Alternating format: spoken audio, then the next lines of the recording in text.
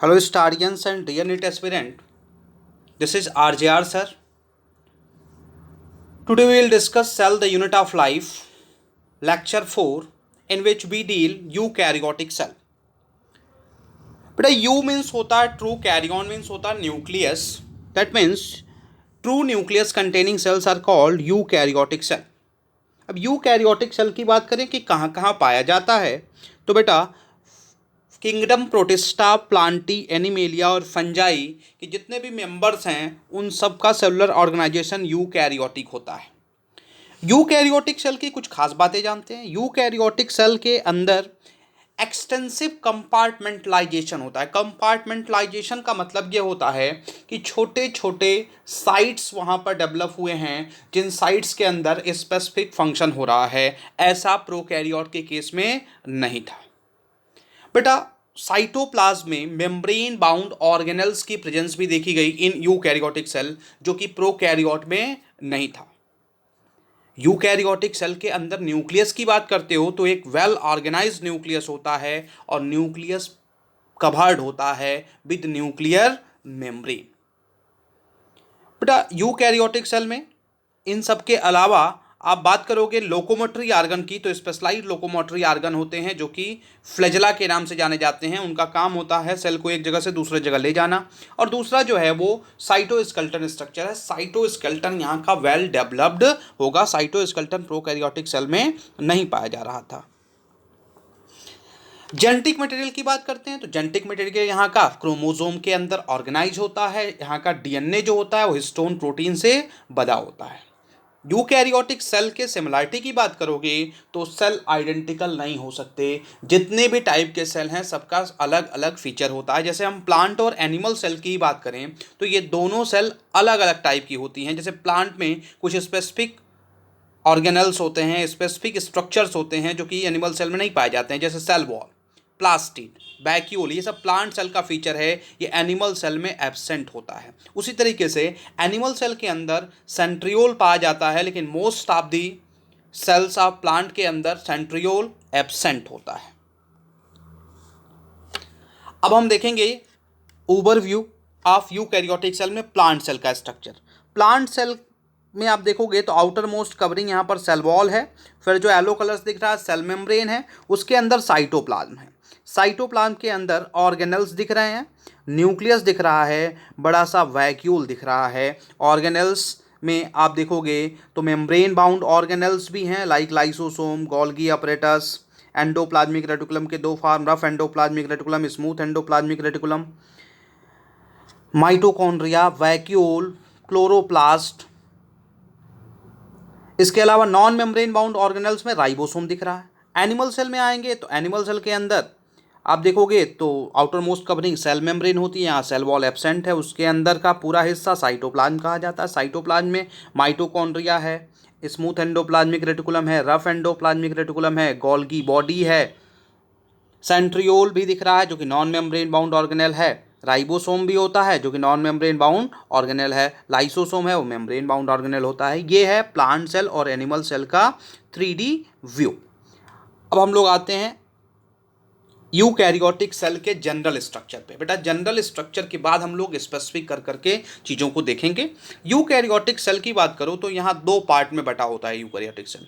जो outer most covering है उसे सेलुलर इनवेलप नाम देते हैं और सेलुलर इनवेलप के अंदर वाला पूरा हिस्सा साइटोप्लाज्म कहा जाता है. सेलुलर इनवेलप की बात करो तो सेलुलर इनवेलप यूकैरियोटिक सेल के प्लांट सेल में, फंगल सेल में और कुछ प्रोटिस्टन्स के केस में दो पार्ट में बटा होता है, यानी सेल वॉल, सेल मेम्ब्रेन. लेकिन most of the eukaryotic cell में सेल मेम्ब्रेन ही केवल पाया जाता है, जैसे ऑल एनिमल सेल. कुछ प्रोटिस्टन्स के केस में सेल मेम्ब्रेन होता है, सेल वॉल नहीं होती है. सेल वॉल पाया जाता है all plant cell, all fungal cell and some protistans. यानी सेलुलर एनवेलप बाइलेमिनर भी हो सकता है यूकैरियोटिक सेल में और यूनिलेमिनर भी हो सकता है. यूनिलेमिनर का मतलब केवल सेल मेम्ब्रेन होगा, बाइलेमिनर का मतलब सेल वॉल के साथ सेल मेम्ब्रेन होगा. साइटोप्लाज्म की बात करते हैं तो साइटोप्लाज्म को बेटा साइटोसॉल के नाम से भी जाना जाता है, साइटोप्लाज्मिक मैट्रिक्स के नाम से भी जाना जाता है. सेल मेम्ब्रेन के अंदर का पूरा हिस्सा जो कि जेली लाइक होता है उसे साइटोप्लाज्म कहते हैं. अब कुछ टर्म्स हैं, जैसे एक होता है प्रोटोप्लाज्म. प्रोटोप्लाज्म बेटा होता है cytoplasm plus nucleus.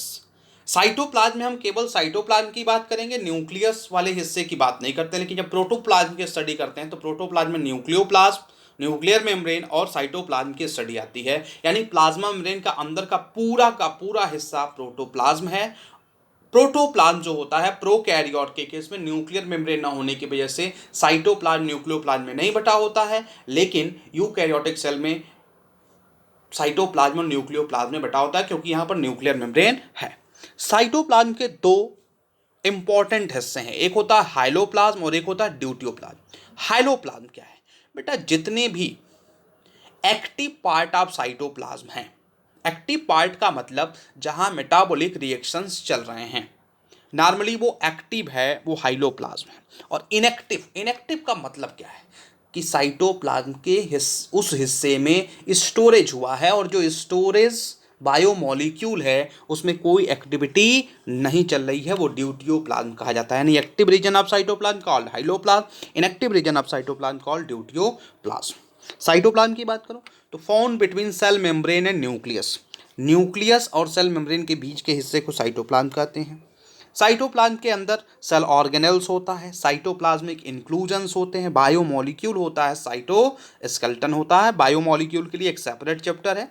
Cell organelles, cytoplasmic inclusions और साइटोस्केलेटन की स्टडी हम लोग इस चैप्टर में करेंगे। It forms half of the cell volume. बेटा साइटोप्लाज्म जो होता है करीब करीब 50% सेल का वॉल्यूम ऑक्यूपाई करता है। और सेल के वॉल्यूम की बात करो तो करीब करीब 90% सेल का वॉल्यूम ऑक्यूपाई होता है विद वाटर। ऑर्गेनेल्स पे आते हैं, सेल ऑर्गेनेल्स। बेटा इस चैप्टर में ऑर्गेनेल्स डिटेल में आपको पढ़ना है और प्लस न्यूक्लियस। साइटोस्केलेटन थोड़ा सा उसका एलिमेंट्री अकाउंट देखना है। ऑर्गेनेल्स हैं क्या बेटा? Specialized subunit within a cell is called organelle which perform a specific function. Organelles के पास एक स्पेसिफिक फंक्शन होता है और वो सेल की सब यूनिट मानी जाती है। अब जो ऑर्गेनेल्स लिपिड बाईलेयर से ढके होते हैं उन्हें बोलते हैं मेम्ब्रेन बाउंड ऑर्गेनेल, और जिनके पास लिपिड बाईलेयर की मेम्ब्रेन नहीं होती है उनको बोलते हैं non membrane bound organelles. Eukaryotic cell के अंदर भी non membrane bound organelles report किए गए हैं, जैसे ribosome non membrane bound organelle है, यूकैरियोटिक सेल के अंदर भी होता है। Centrosome non membrane bound organelle है, ये भी यूकैरियोटिक सेल के अंदर पाया जाता है। अब बेटा सेल ऑर्गेनेल्स की दो और कैटेगरी है इन यूकैरियोटिक सेल।